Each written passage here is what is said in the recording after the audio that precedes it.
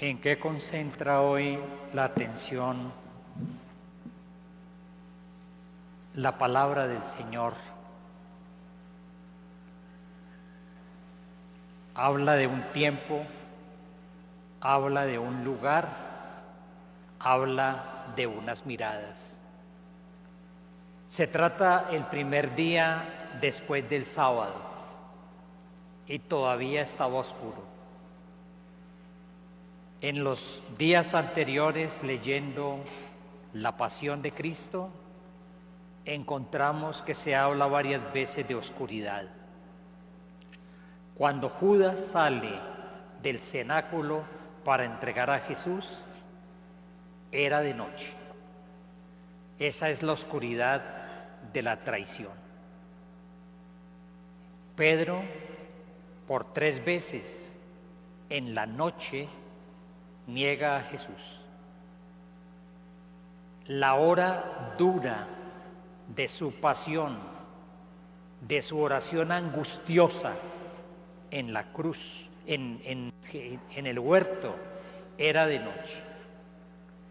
Es crucificado y desde el mediodía hasta la hora nona, dice el texto, 3 de la tarde, una gran oscuridad invadió la tierra.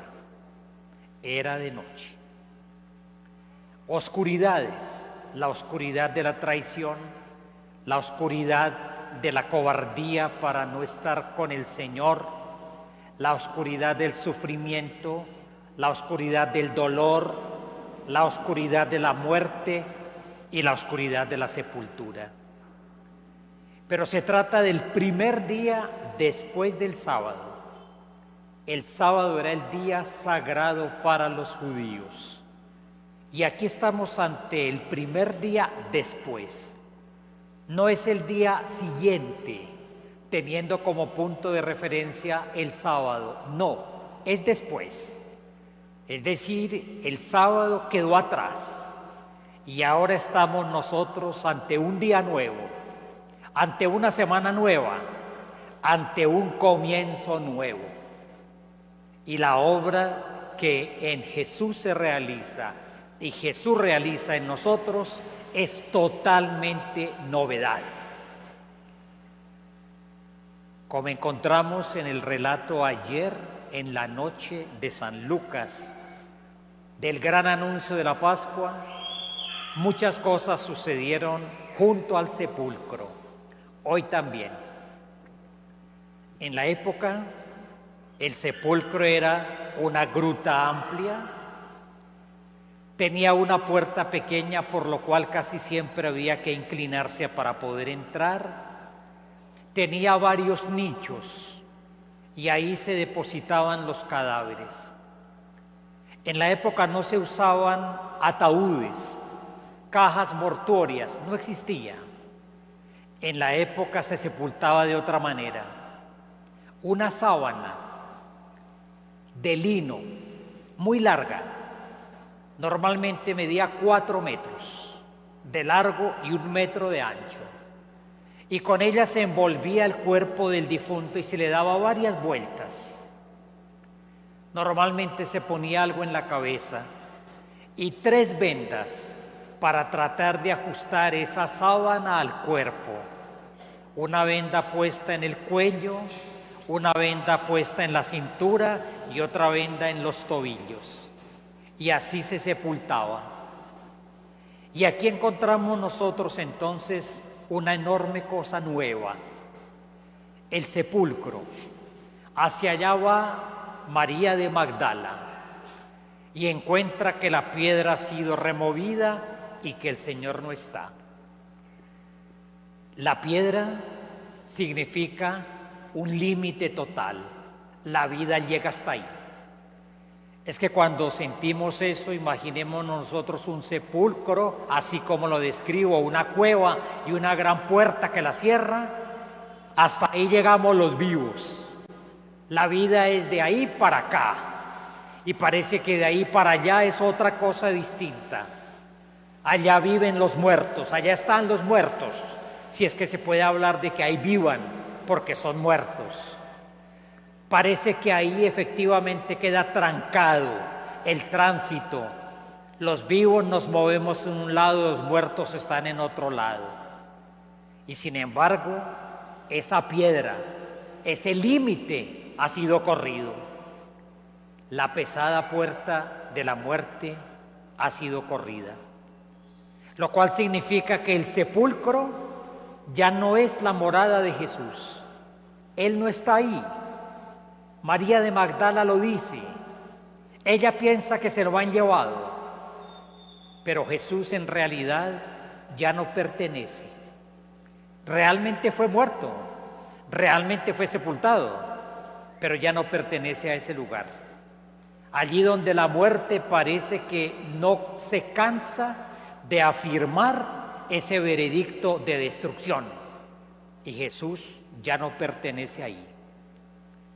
Un nuevo tiempo, un lugar, pero un lugar donde normalmente no pasa nada, porque en los sepulcros normalmente no pasa nada, salvo que haya profanadores, salvo que haya personas irrespetuosas que se roban cadáveres para cualquier cosa, pero normalmente ahí no pasa nada. Y sin embargo, ese límite espantoso fue quitado y Jesús ya no pertenece a ese lugar. Y encontramos ahora distintas miradas frente al hecho.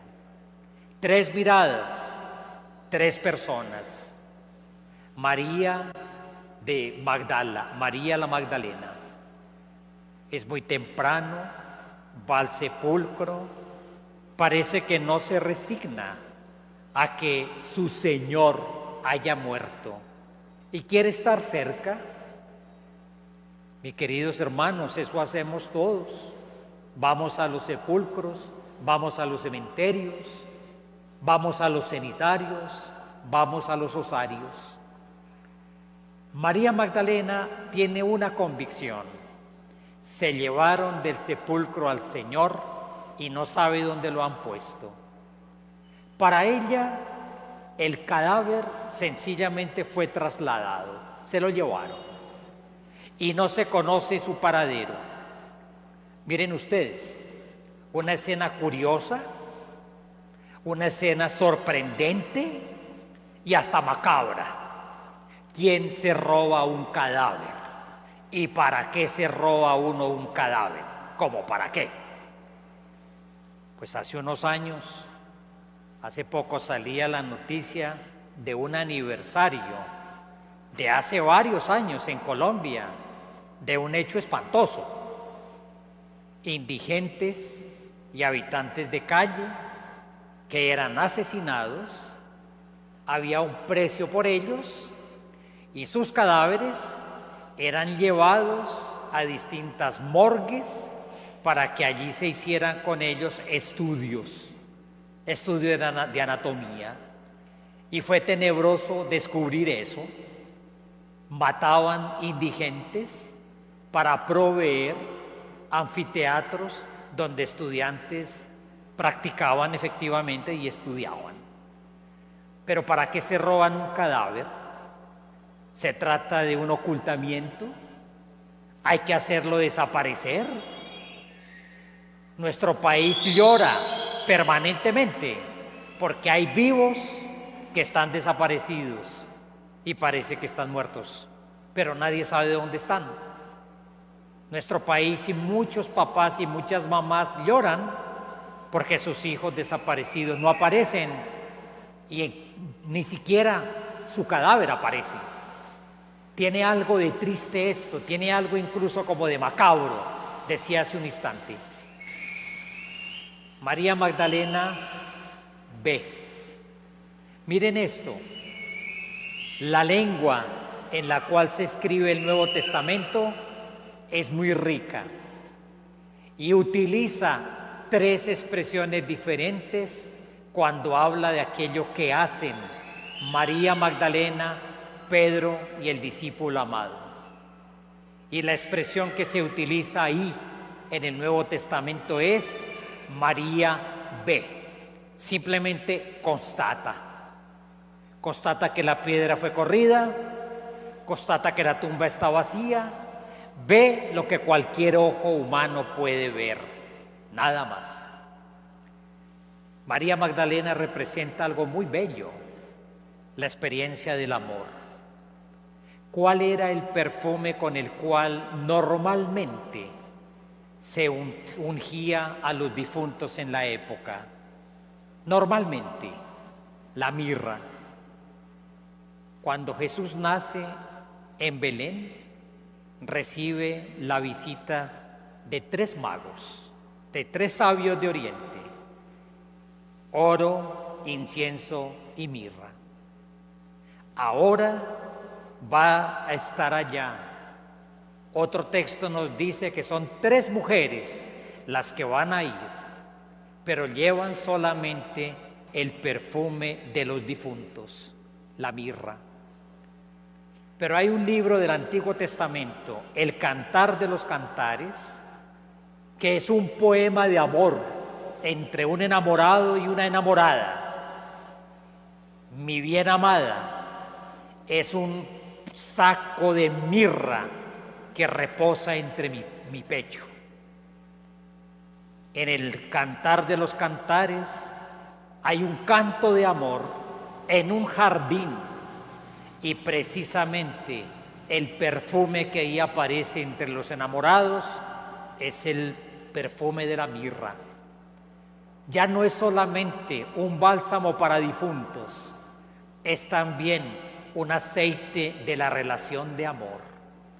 Eso encarna María Magdalena, es hermoso. No puede sino simplemente constatar, no va más allá, no alcanza todavía, pero sin embargo la mueve un gran amor. María Magdalena no puede vivir esta experiencia sola, va a la comunidad, encuentra a los que eran la cabeza de la comunidad y cada uno de ellos representa algo. Pedro, la cabeza; el otro discípulo, también el amor. En la época, el testimonio de una mujer no se creía. Por eso ellos corren al sepulcro a ver qué pasó.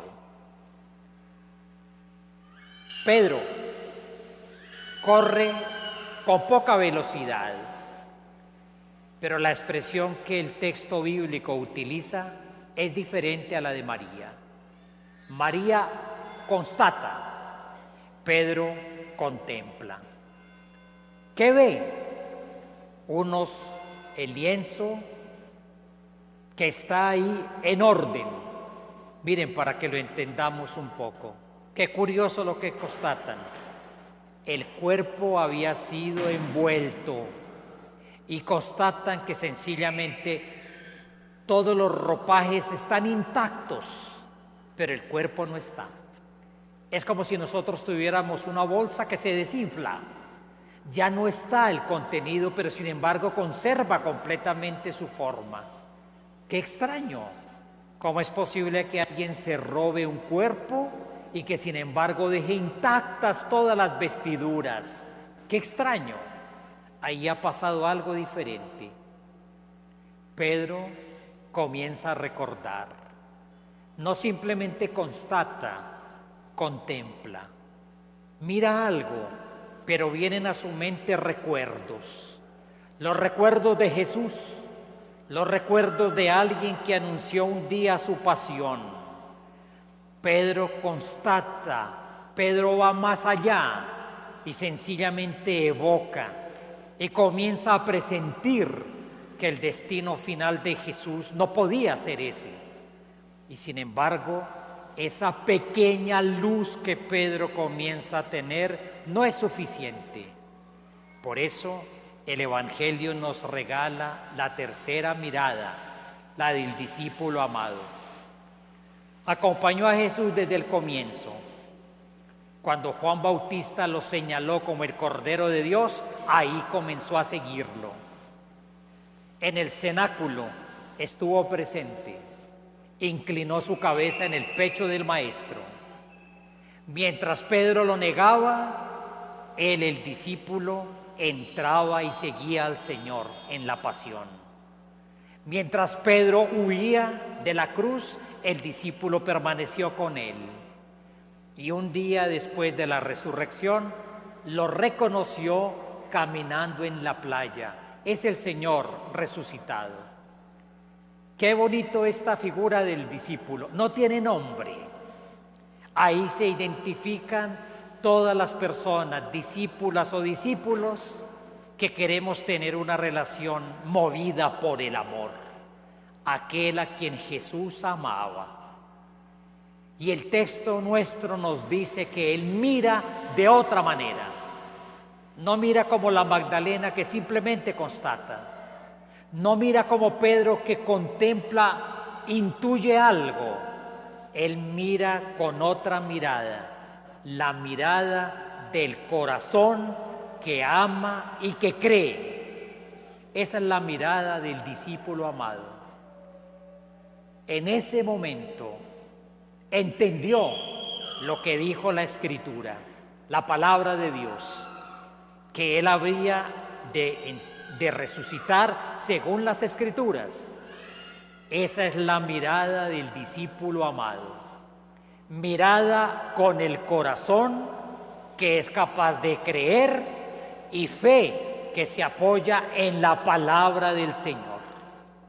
Palabra de Dios que tiene como centro la Pascua de Jesús. Él ve mucho más allá de una simple constatación. Él siente que exactamente el cuerpo de Jesús salió de ahí. No, nadie se lo llevó. El Padre de amor le ha devuelto la vida por el don del Espíritu. Esa es la mirada del discípulo amado, con un corazón que cree y con una fe que se apoya en la palabra. ¿Y nosotros qué? Ustedes y yo, que hoy celebramos la Pascua de Jesús. Nosotros, por una parte, ¿cómo sentimos el paso de nuestros días? ¿Es un día común y corriente? ¿O nosotros sentimos que efectivamente estamos viviendo en el primer día de la semana? Nuestros días no pueden transcurrir de otra manera, tienen que transcurrir de otra manera. Cuando sentimos que nosotros vivimos acompañados por la presencia de Jesús resucitado. Y eso es diario. Eso no es simplemente para la vigilia pascual. Eso no es simplemente para los días de la Semana Santa. Mis jóvenes queridos que participaron en la Pascua Juvenil, ¿y es que acaso la presencia del resucitado es solamente para esos días? Y todos nosotros, la resurrección de Jesús, hablamos de ella solamente en el tiempo pascual. Es que cada vez que nosotros celebramos la misa, en cualquier día entre semana, ahí estamos nosotros celebrando la presencia del resucitado. Y es que cada día que nos acercamos más a la palabra de Dios, tenemos una mirada distinta frente a la vida. ¿Cuál es entonces el tiempo que vivimos? Y lo vivimos precisamente con la fuerza de este nuevo día de la semana que el Señor nos regala por su resurrección. Pero por otra parte, ustedes y yo, ¿qué seguimos buscando cuando vamos a los sepulcros? No encontraremos a Jesús jamás, lo encontraremos acá, presente en la Eucaristía, presente en su palabra, presente en la comunidad. Pero ¿qué seguiremos encontrando cuando vamos a sepulcros, cenizarios y osarios? Tendremos que visitarlos de manera diferente, porque también para ellos la puerta quedó corrida y para ellos el bello cementerio, el osario bien organizadito, el cenizario bien limpio y bien decorado, no es su última morada. También para ellos la puerta quedó definitivamente corrida y ellos pertenecen a la vida y no a la muerte. ¿Cuál es la mirada que nosotros tenemos? No solamente frente a la muerte de Cristo, sino frente a nuestra propia fe. Es posible que seamos como la Magdalena, una religión simplemente de cosas que se ven y se constatan. no más. Hay mucha gente incluso que dice que no cree en Dios porque no tiene pruebas. Lo vamos a encontrar más adelante con Tomás. Hay mucha gente que sencillamente dice que necesitan que le prueben a Dios. Es imposible probarlo, porque no pertenece a ese orden. Es de otra forma como se le descubre. Pero ¿cuál es nuestra religión? ¿Cuál es nuestra fe? La fe simplemente de unos hechos que se recuerdan, la fe de unos ritos que se repiten y se repiten, e incluso muchas veces los que queremos ver, los que queremos tocar. ¿O acaso nuestra fe es un poco al estilo de Pedro? Recuerdos, historias bonitas. Jesús es un personaje interesantísimo. Jesús tiene una palabra única. El mensaje de Jesús educa. El mensaje de Jesús ayuda en la vida, pero nada más. Nos corresponde pedirle al Señor que nos dé la gracia de tener la mirada del discípulo amado. Ver con el corazón. No es una invención. Los hechos fueron reales. La tumba quedó abierta, Jesús ya no estaba allá. Pero ver esos hechos y todo con el corazón. Con un corazón que cuando se apoya en la palabra es capaz de creer. El discípulo vio y creyó. ¿Qué nos corresponde a nosotros? Hoy, celebrar la Pascua. Para eso estamos acá. Pero ¿cómo la vamos a celebrar? No solamente en la Eucaristía gozosa, feliz y alegre, sino como decían los textos hoy de San Pablo, barriendo de la vida la levadura vieja y asumiendo la nueva levadura, los panes ácimos de la sinceridad, de la verdad. O como diría otro texto de San Pablo que también se podía leer hoy, buscando las cosas de arriba, es decir, mirando esta vida nuestra diaria, pero con la mirada de la fe, que es la mirada de Cristo en la cruz y de Cristo resucitado. Hoy celebramos Pascua y se nos invita a todos a que recorramos un camino pascual. Jóvenes queridos que participaron en esta Pascua juvenil, ¿cuánto necesita la iglesia de ustedes? ¿Cuánto necesita de jóvenes que sean capaces de hacer un camino de fe al estilo de estos discípulos? Seguramente muchas veces ustedes han tenido el deseo de que se constaten las cosas para ver si creemos. Seguramente en algún momento de su vida su corazón se ha entusiasmado con Jesús, pero no puede ser un entusiasmo pasajero. Se necesitan jóvenes como ustedes que se acerquen al Señor desde el corazón, amándolo a Él, que nutran su fe del encuentro con la palabra del Señor, que es la que nos permite tener una mirada distinta, que se sientan que forman parte de una familia, donde Pedro representa este servicio de la autoridad, de la orientación, donde el discípulo amado representa el don del amor. Y esa es la invitación para ustedes, mis jóvenes queridos. Les agradezco que hayan aceptado la invitación de la diócesis a participar en estos días de esta experiencia juvenil de Pascua. Aprecio mucho la intención que han tenido y por lo cual están acá, de cerrar esta Pascua juvenil acá en la catedral, acompañándolos nosotros para presentarle al Señor con gratitud la experiencia vivida y para proyectar todo un servicio misionero, porque efectivamente desde el sepulcro todos salimos misioneros. Permítanme, quisiera terminar mi meditación simplemente volviendo a leer, que es hermosísimo, uno de esos trozos de ese texto que se leyó antes del Evangelio, que se llama la secuencia de Pascua. ¿Qué has visto de camino, María, en la mañana? A mi Señor glorioso, la tumba abandonada. los ángeles testigos, sudarios y mortaja, resucitó de veras mi amor y mi esperanza.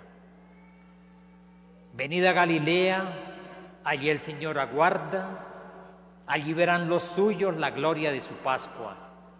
Primicia de los muertos, sabemos por tu gracia que estás resucitado, la muerte en ti no manda.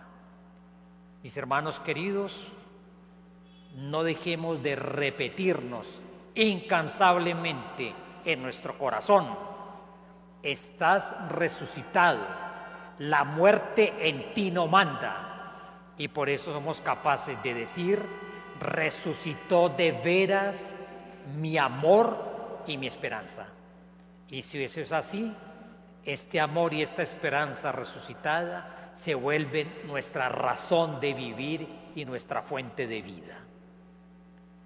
Un momento en silencio, cada quien en su sitio, en su puesto, para hacer un pequeño instante de oración que lleve al corazón la luz inmensa de esta hermosa palabra que la Iglesia nos regala para este día de Pascua.